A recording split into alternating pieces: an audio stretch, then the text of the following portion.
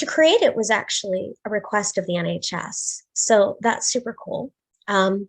But my whole vision regarding yoga's integration in the NHS was based on yoga changing my own life. I've been very public about having mental health issues and wanting to share it with others.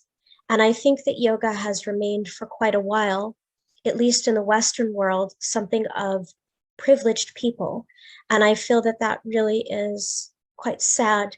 And I felt that integrating it into the health system, as yoga has so many health benefits, mental and physical, would be essential for other people to benefit in the same way. It was really important to us to have a robust evidence base when we were having our conversations with the NHS. And the Westminster study of 300 patients going through the Yoga4Health program provided that. So what we see in the study's findings is that across the board, all the measures, such things like stress and anxiety levels and patient activation, all moved significantly in the right direction, and those improvements were sustained 3 months later. So that has provided a really convincing and authoritative evidence for the efficacy of Yoga4Health. And we've been able to share that, and it's freely downloadable if anyone wants to read the full study to really see how Yoga4Health works.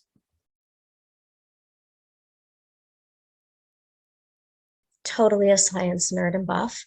And I think that that comes back to not only my love of scientific knowledge, which I've always had, but by the time I found yoga and mindfulness meditation as avenues to heal myself, I had tried so many different things. And I was clear that without an evidence base myself, I wasn't comfortable providing any kind of support to other people. I had tried so many interventions and had felt very helpless. So that's first of all. There are many things these days that are proclaimed to work. It's really interesting because we have this beautiful ancient tradition, thousands of years old, that purports to have particular effects. And in many cases, we see those effects arising in clinical reports. But I do think it's important to be able to tease out the difference between somebody's perception and what we can actually measure to understand clearly effects if we're going to use it as an intervention. Not to mention that I believe that with that clarity, understanding the physiological correlates of yoga, we can even enhance what we offer. So for example, in the Yoga4Health program, we teach coherent breathing, which quote unquote isn't technically a pranayama, but there is a lot of evidence around it. It is a breathing practice. And so we can share it with individuals having a sense of certainty that they're going to benefit from its practice. And we can clearly describe to NHS providers why it's beneficial so that there isn't skepticism, which is naturally there in a biomedical paradigm around things that might be more mind-body based.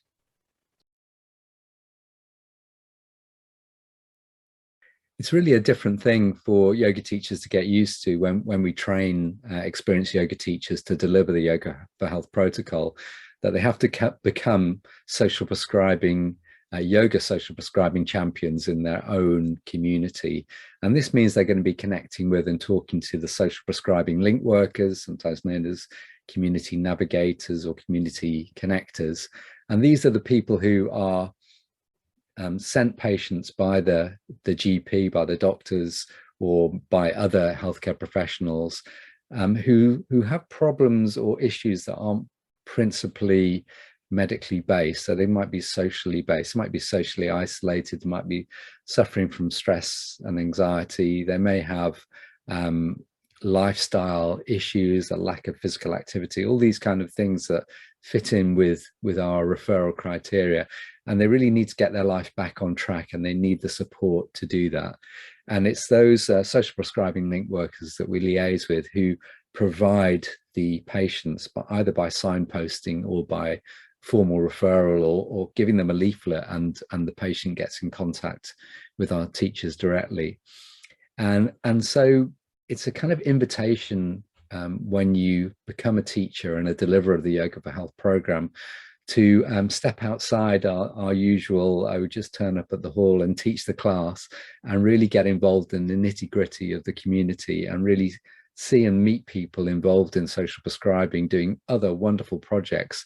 And although there's a bit of hard work there, it's also highly rewarding to become part of that network and really feel that you're contributing to the greater good of your local community and to society more generally.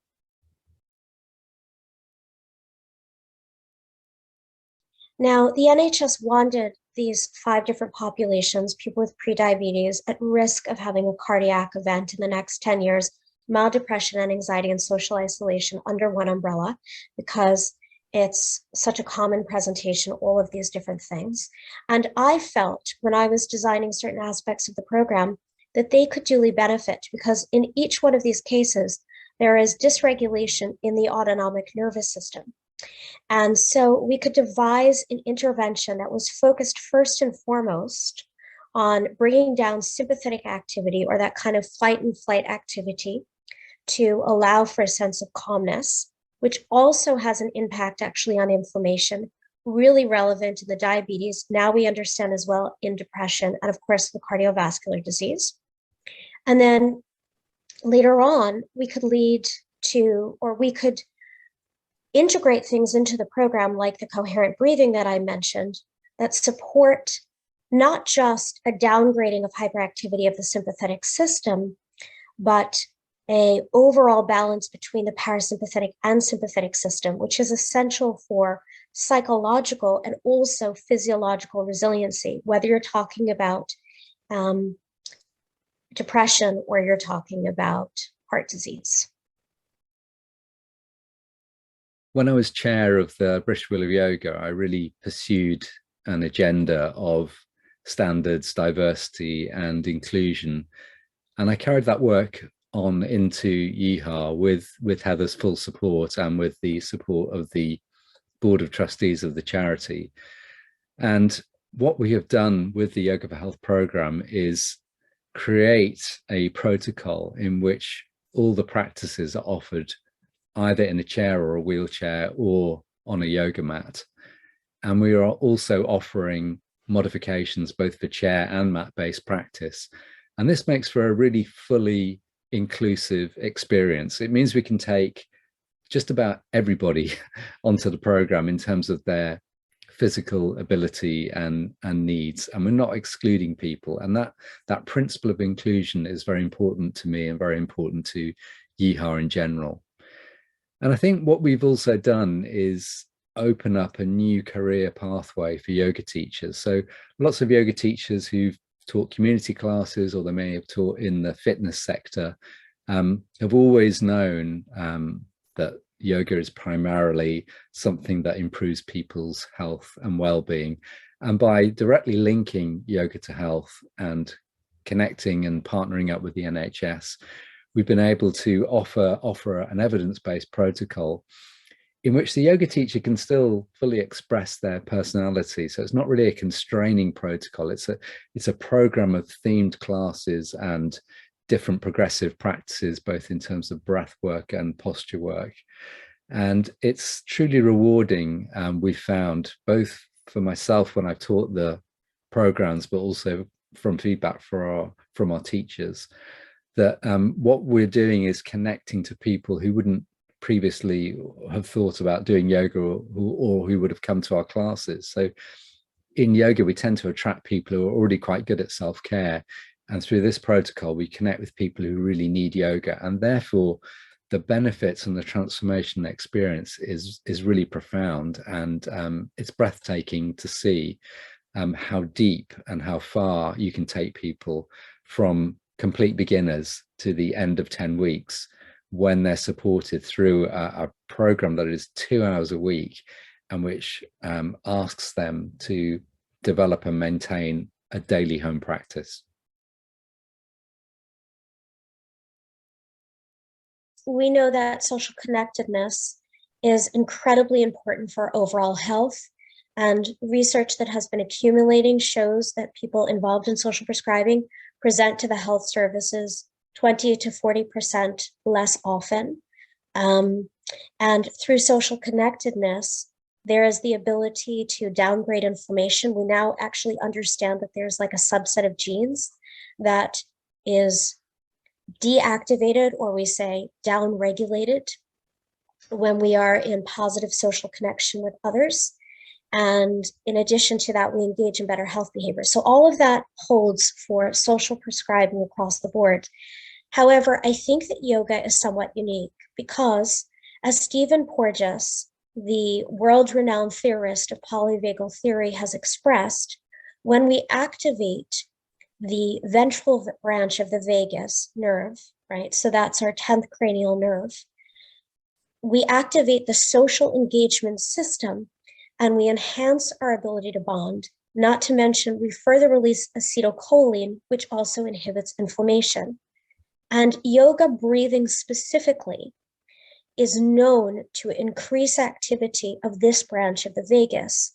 And therefore, I think it provides an opportunity for social bonding physiologically above and beyond other interventions, as wonderful as they may be. You know, yoga offers vast benefit, especially if it's taught in the comprehensive way that it was originally offered, where the yamas and the niyamas are possibly behind the scene. I think when we're talking about healthcare, we don't want to bring them to the forefront in any kind of forceful way because people have their own values. But, you know, we bring forward the idea of being kind to oneself and being disciplined and committed. We have the movement, which is like exercise. It is exercise, right? The asana or the postures. We have pranayama, or the breathing techniques that have a profound effect on the autonomic nervous system. And we're also discovering on the central nervous system as well, and on neurotransmitter function and release. And then we have this withdrawing of the senses, pratyahara, which is like mindfulness. So there's so much encapsulated within yoga that we already know is beneficial, that can be integrated into one class, all those elements.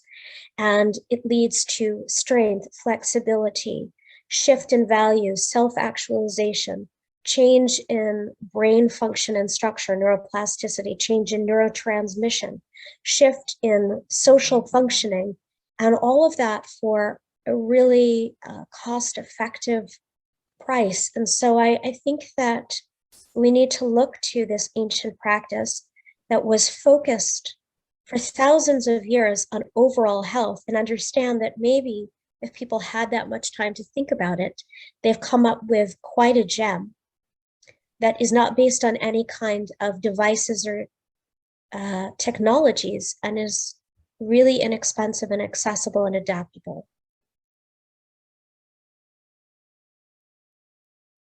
With my background as a former chair of an Ofcol regulated awarding body and holding a PGCE and having done a lot of teacher training and quality assurance and assessing, it was really important to me, but also to the whole of the YIHA board, that we had a robust accreditation for our Yoga4Health training.